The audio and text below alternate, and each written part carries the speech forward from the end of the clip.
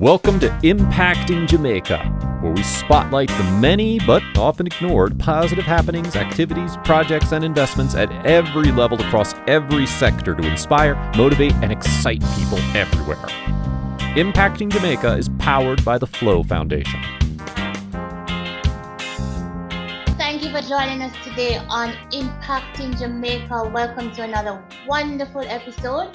And guess who our guest is today? The Venerable Desmond Lloyd Allen, OD. He is He started as the first editor of the Jamaica Observer over 30 years ago. And can you imagine 50 years in journalism? Welcome, Mr. Allen, to Impacting Jamaica.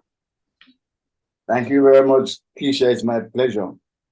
Now, the reason why Mr. Allen is on Impacting Jamaica today is because he has penned his first book. What is the name of that book? Desmond Allen's Greatest Hits. Sound like cricket, right? But it's the Wondrous Tales of Extraordinary Jamaican. Mr. Allen, tell us, why did you decide to write this book at this stage? What led to the genesis of this book? Well, I'm just going to be very upfront with you, Keisha. I am leading up to my 50th anniversary in journalism, which actually happened on October 1, this last month. I thought, I should do something to mark the 50th anniversary. It must be a significant milestone. That's going through my mind. But I didn't do anything about it. Mm-hmm. Then on February 13 this year, I was at the gym on the treadmill, suddenly blacked out. And when I woke, oh no, there was a lot of people from the gym around, surrounding me and fanning me, and my wife was there. My wife Jennifer, tapping my jaw and calling my name. And then they rushed me to the hospital. And they did all manner of tests. And ultrasound, CAT scan, urine, blood work, MRI, you name it. They never quite concluded what caused that blackout. And I don't recall ever blacking out before in my life. oh no. But while I was recuperating, the thought about how easily I could have gone came to me, and I said, you've been thinking about the 50th anniversary thing. Maybe this is saying to you, do it while you can. So I decided I was going to do it. And I feel like I have, you could say, well, not unique, but a very special place in journalism right now, because there are really not many journalists who have done 50 years and are still at it. Oh, yes, that's true. So I think it puts me in a special position to be a primary witness to how Jamaica's grown and traveled over the past 50 years to where we are now. I feel like, I should have something in me that I could put out. So I decided I want to do a series. For the first one, Desmond Allen's Greatest Hits, I wanted to summarize what I perhaps love most about Jamaica. The Jamaican people, special people. And the thing about Jamaicans that we take it for granted, we take ourselves for granted. But we are not really a people to be taken for granted. And the more you look into it, the more you see. And I had a very successful series, in fact, several series of interviews. Very popular with Jamaicans at home and abroad. And I decided to choose 20 of those interviews with extraordinary Jamaicans, which I believe that when people read it, they will understand the true metal of the people, the true spirit of the Jamaican people. What makes a Jamaican? Why can't we just dominate track and field like it's nothing? Why can't a country like us end up at World Cup finals?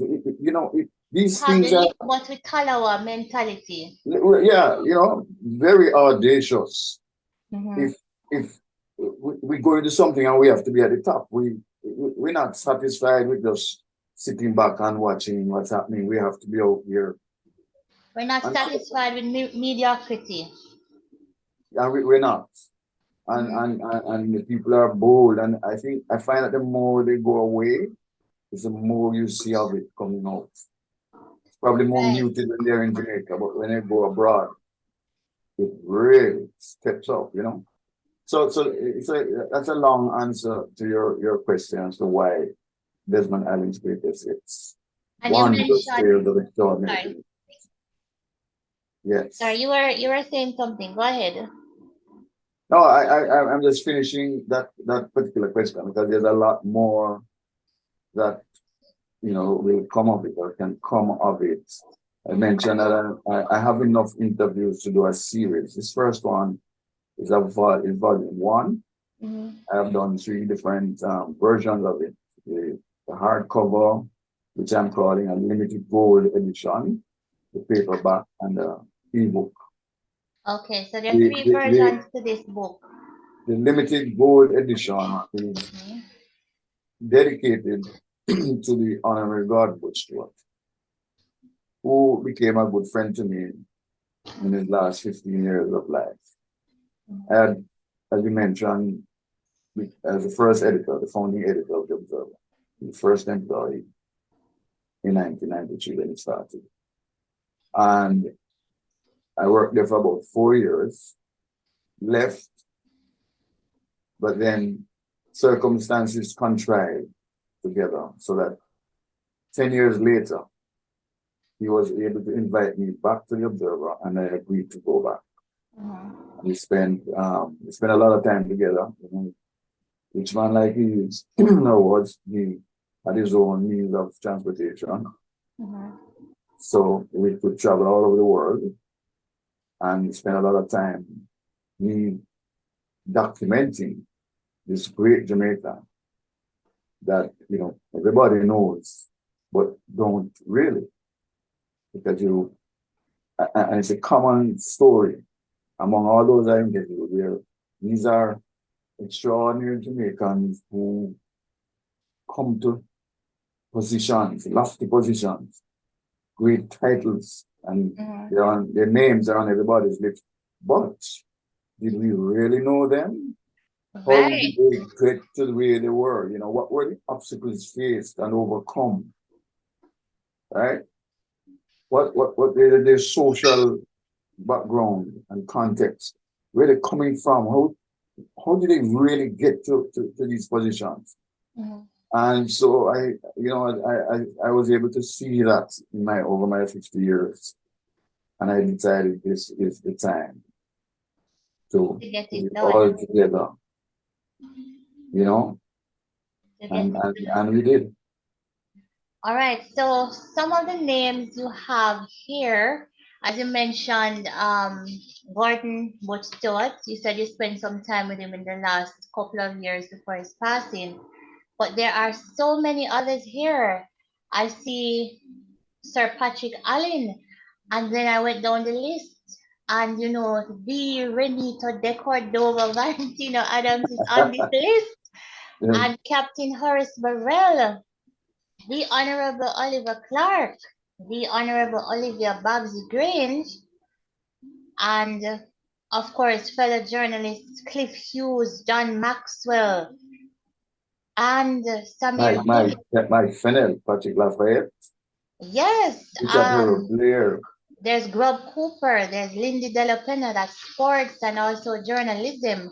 Yes. There's Tony Hart, Paula Llewellyn, Talia Lynn, let me get that correct. Talia Lynn. Muta Baruka. Now tell me something. How did Muta Baruka make this list? Tell us some more about that part, because everybody knows him as the the unconventional Rastafarian on radio and, very unconventional. So how did Muta Baruka make this list? Muta Baruka is really very special to me. Mm-hmm. And actually, it was very easy for him to make this because when you're trying to define a Jamaican, what the Jamaican spirit, what makes a Jamaican, he eminently qualifies, and that's because he's very, very humble. You could say lowly starting life in the ghettos of Raytown, Kingston. Actually, I should just read a little part from the book. Sure, go ahead. About Muta Baruka. Yeah, I'm going to read it's a little part, to show where he's actually coming from. Yes, right? The stepping razor, not the cutting razor, the stepping razor, Muta Baruka. Muta Baruka. Yes. Do you have quite about how he got his name? That as well. It was an African by that name, and when he started doing it, somebody suggested to him. But it's all in here, and I wanted. Sorry, I'm trying to find the pages. Muta starts. That's 100 let's see, 163. Forgive me, my daughter is trying to call me. Yeah, you can edit that out. If you don't mind me asking, how many pages is Muta? Because that seems to be a long one. Sorry, no, I'm not going to read all of it. Okay. I just wanted to tell you how we started. Yeah. This is Muta Baruka. For those who I don't think the stepping razor. Right? Yes. No. And the title is Muta Baruka, and a poet shall rise up from among the people. Okay. Whenever the despairing cry of the masses goes unheeded, a poet will rise up in the land to articulate their suffering and champion their cause. Muta Baruka, less known as Alan Hope, the name he was born with, is the indisputable poet of the people.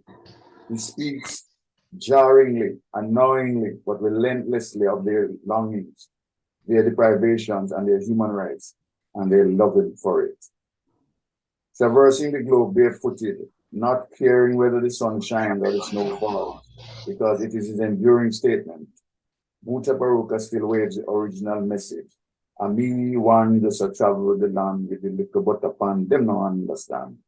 It is the anthem of the lonely and downtrodden. I read one more paragraph. Sure, go ahead. From the sprawling ghettos of downtown Kingston to the remote, uncompromising terrain of the dark hills of Inner St. James that he once called home, Muta Baruka proclaims Marcus Garvey, Malcolm X, Patrice Lumumba, and Rastafari. His name spells trouble for the establishment, but hero for the suffering massive, if you will. But I'm tempted to go just a little bit more if you'll pardon me. Sure, go ahead. It started in the slums of Raytown, where shanty dwellings, people from behind secretive zinc fences at the maximum security prison nearby. Ominous reminder of the tenuous distance between detention and poverty. Not far away was the Bellevue Mental Hospital. As a child, he often witnessed gang warfare in his neighborhood and the sinful activities of sailors and prostitutes in their nocturnal pursuits at the Hanover Street bars and brothels. This is where this man has risen from to become an international superstar, waving the flag of Jamaica high. And known as the stepping razor. You know that connotation with the guillotine, the cut really sharp? Yeah. That's it. A razor. And now, a word from our sponsors. Movie time. Let me, Mommy. Little Mermaid. No. This summer I turned Titans.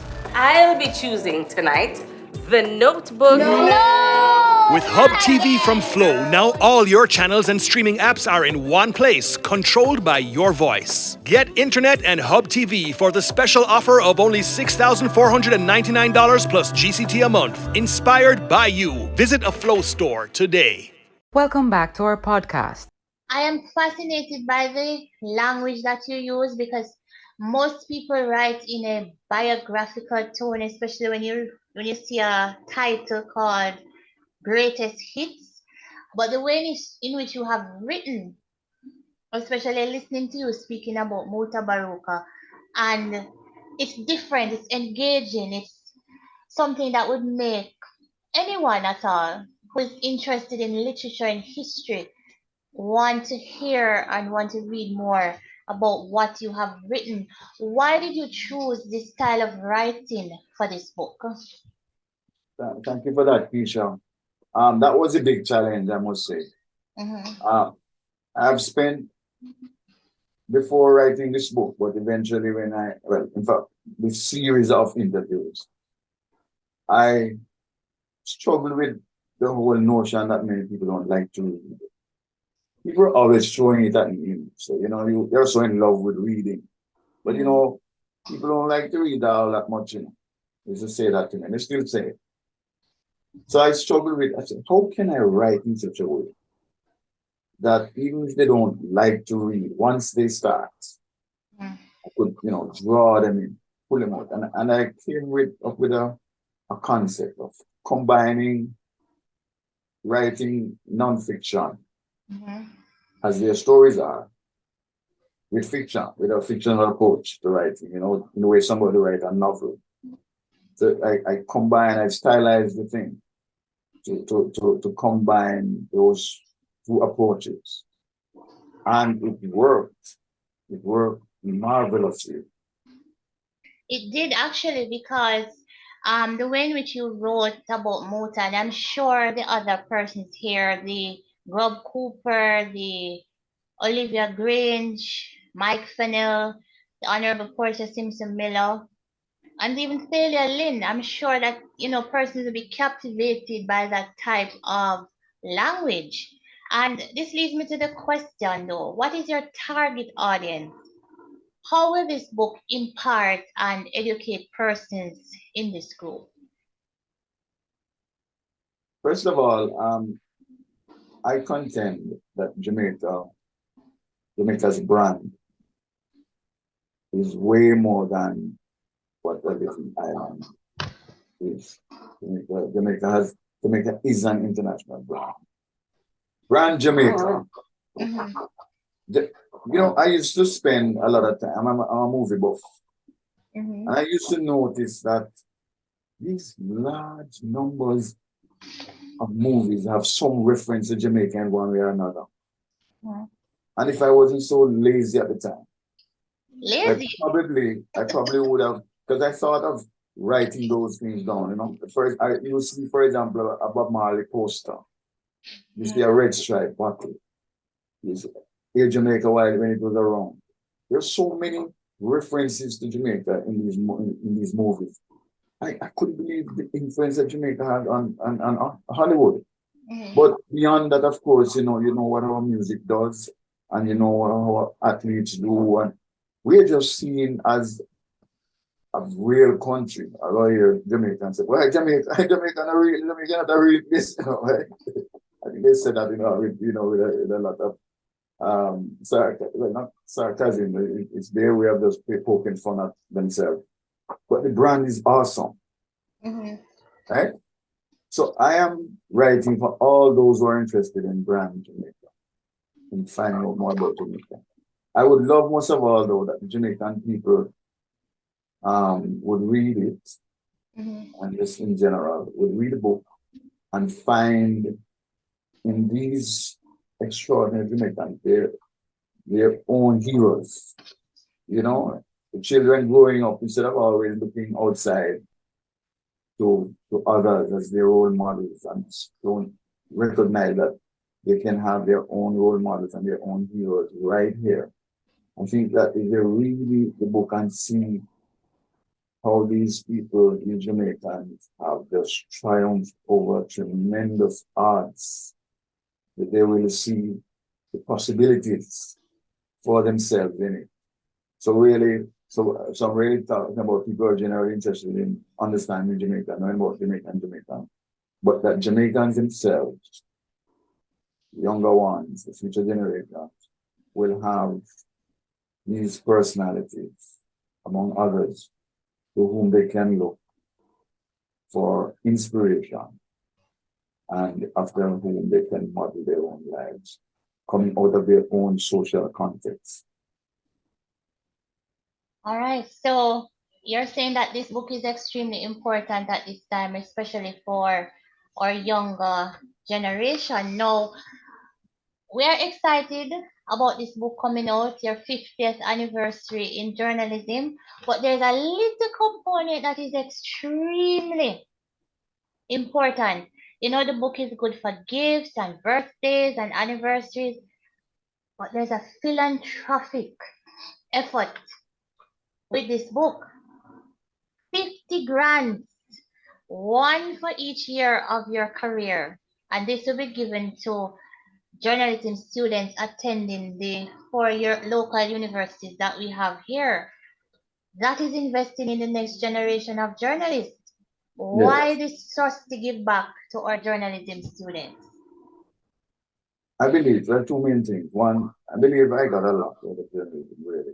And I think that ought to be obvious because if I'm sticking around for 50 years, started at the beginning on October 1, 1973, and 50 years after I'm still at it, I think that's a huge testimony as to what that means to me. And I think that I got a tremendous amount from journalism. I got a real life out of journalism. I've traveled the world out of journalism. I've learned so much about the world, the Jamaicans, through journalism. So I kind of feel like the grant is a way of giving back, you know, in even a smaller way as that is.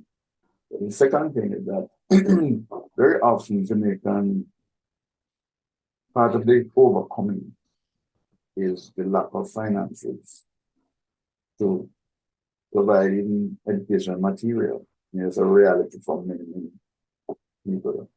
That you're a journalist, if I could help, you know, by representing these book grants, you know, if I could just help even these 50 people, you know, it would make a difference. Hence that, and 50 is really because 50 years, so I decided to give one grant for each. Is this a one-off thing, Mr. Allen, or is it ongoing?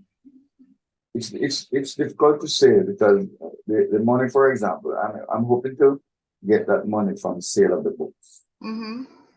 So it depends what I do. It depends on just how well the book does. All right. I believe that I'm going to have a minimum amount of money that doesn't necessarily depend on the sale of the books. However, to bring it up more, to make it be more meaningful, Right. I would have to draw from some earnings from the books.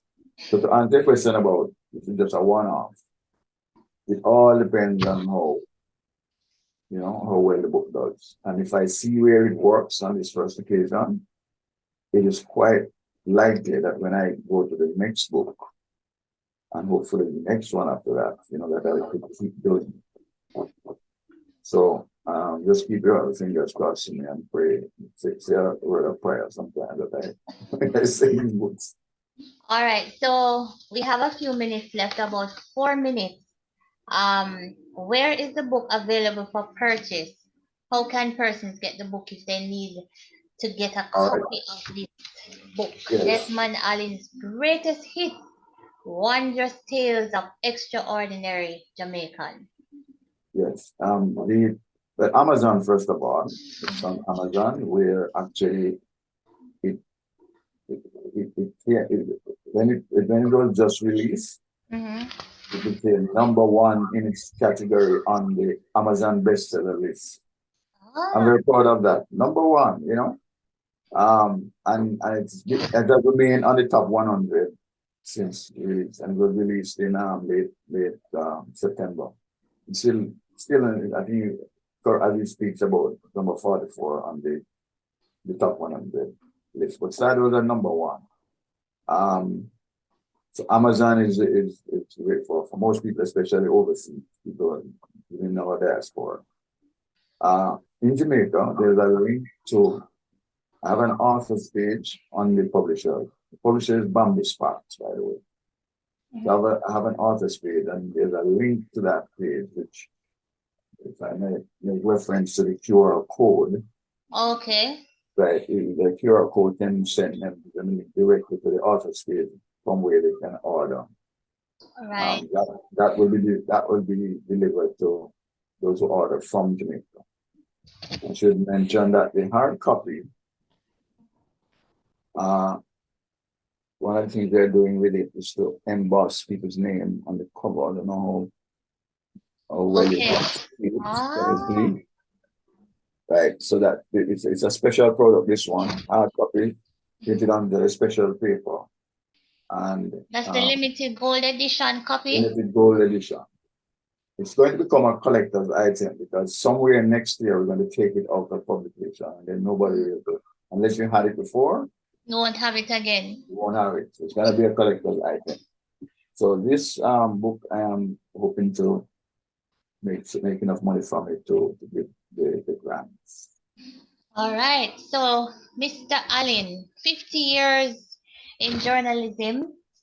I know you've written your first of many books to come. Desmond Allen's greatest hits, as it says. It is an awesome read. Go out and get this book. It's about 20 Jamaicans, and the writing is absolutely superb. If you listen further before we came to the end of the podcast, he read about Muta Baruka, and it was fabulous. So this is a great read for everyone. Go out, get your copy.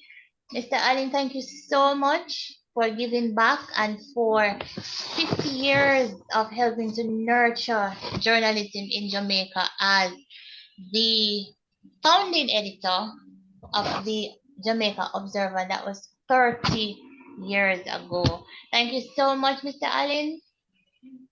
Thank you to Keisha. And if I'm allowed, I should mention that my sponsor is Standard Resorts International. Without that, I would not have been able to put out the book. I can tell you that for sure. So I just want to big them up if it's allowed. Thank you very much for affording me this opportunity. You're so welcome, Mr. Allen. Impacting Jamaica is powered by the Flow Foundation. If you or anyone you know is involved with projects and activities that excite, motivate, and encourage, email us at impactingjamaica@gmail.com. That's all one word, impactingjamaica@gmail.com. We would love to hear from you.